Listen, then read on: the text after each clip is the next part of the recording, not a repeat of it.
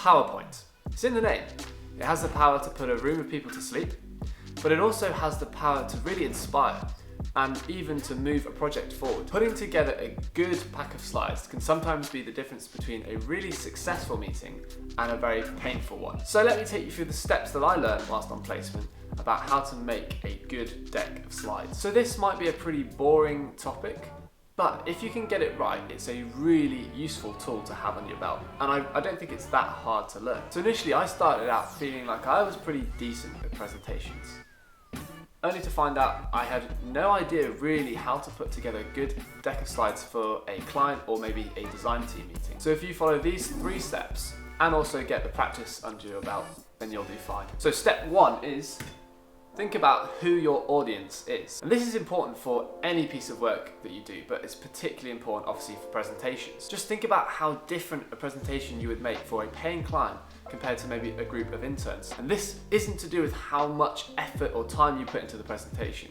It's more to do with the type of language that you will use or the type of information you put into the deck. So let me give you a specific example from my placement year. So early on when I was starting the job, I was responsible for putting together the deck of slides for the client sort of steering meeting, but then also a design team meeting. And this was a stage where I was still too frightened to give people a phone call. I hated calling people, and I definitely still had the training wheels on. So I was trying to form the slides for our client steering meeting, and I wasn't really sure what level of detail I needed to put in there. So basically I just chucked everything that I felt was, vaguely relevant to the meeting on that slide. And I just thought, we can cover the bits that are relevant and just ignore the bits that maybe don't seem so relevant at the time. And when the meeting came around, the client seemed a bit confused by a lot of the information that was in there, and I obviously had no idea really what to say. After the meeting, my supervisor actually took me aside and said that basically the client does not need to know all these little bits of detail. They just really want to know the main big sort of staple items such as cost, progress, and major decisions that need to be made. So when all these tiny little things came up that were a bit like, does that need to be in there? The client obviously has to take them quite seriously, but in reality, that kind of stuff doesn't need to be discussed with the client in this case. What I learned is actually those sort of decisions were probably better saved for an individual contractor meeting or maybe the design team meeting, but certainly not for the client in this case. So I hope that example shows you why it's really important to know who your audience is when you're going into making a presentation. And step 2 is to think about quality of information, not quantity of information. Now, this heavily links with the last point. One thing I really learned at my placement is that I can't just whip up a presentation based on where I feel the project is and based on all the knowledge that I have in my head. Instead, it's really, really important for me to do the legwork to actually find out the real information of what's going on in the project, what's the current progress. For example, what's the latest on the fence being installed? What I could do is I could just turn up the presentation with what I kind of already knew from the past couple of days or weeks, that the fence is going to be installed in about 2 weeks' time. I could turn up like that. Or what I could do is give them a call and find out the latest information on it. And it might just be that it's the exact same, and in which case I can say on the presentation, I spoke to them today and it's due in 2 weeks. Or maybe it's changed, and then you will know and be able to give the most up-to-date information. Whenever we had a design team meeting, I would send out a blanket email to all the main site managers to get their sort of key bits of information like progress and actions that needed to be done.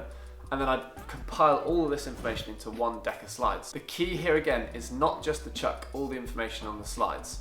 You only need to put your absolute best information on the slides, and then make sure that you're ready for any follow-up questions from your audience. For example, what type of fence is being installed? How many people are going to come and install the fence? And how long will this installation process take? Now, this is probably the biggest superpower that I learned about presentations and meetings, is always think about what questions your audience might ask about the information that you put on the slides. It might be that they never ask any questions about it, but if you've done the legwork again and found out sort of extra bits of information, when they ask you the question, you'll have it ready and to hand, and that will make you feel so much better than if you don't have that information and you're not prepared. So I'll say it again, always put yourself in your audience's shoes and think about what questions they might ask you, and then go out and find those answers in advance. Now, step 3 is more of the practical tips that make a good presentation from my perspective. My first practical tip is, wherever possible and appropriate, try and include a sort of visual aid of some kind, like a picture or a video. For example, if you're discussing a design decision that your client needs to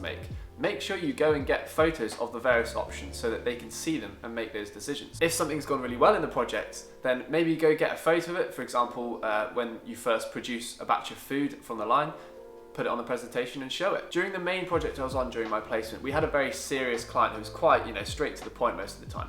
But whenever a photo or a video came up, he just turned into sort of this different character, a lot more easygoing, a lot more interested and engaged in the presentation. So I really see this as a superpower of including visual aids if you can. But remember, don't fill your entire deck with visual aids, because at some point you do need to have relevant information and words on there too. If you can, have an agenda at the start of your presentation, just so that your audience knows exactly what you want to talk about and so that you can sort of stick to the plan.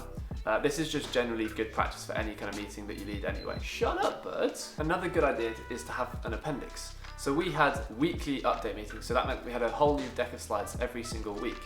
But sometimes we would want to look back at a previous week's photo, maybe a site drawing of some kind. And in that case, it really helped to have that photo in the appendix so that we could just scroll down the presentation rather than having to search through a bunch of files and find the previous week's presentation. Obviously, do not put every single slide from your previous meetings in the appendix, as it would be far too long, but maybe just the key things such as site drawings or costs or things like that. Another good piece of advice is maybe to put an action log or meeting minutes into your final slide on your decks, just so you can run through the things that you discussed last week. So there's a very condensed guide of how to make good presentations, whether you're a project manager or not. So I hope you found it beneficial in some kind of way. This area of presentations is something I learned a huge amount about on my placement year, but it's not the only thing that I learned. And I've made a full video about 12 lessons I learned from 12 months on placement. So if you found this video interesting, you might find that video interesting as well. But anyway, thank you so much for watching. And as always, I'll see you in the next video.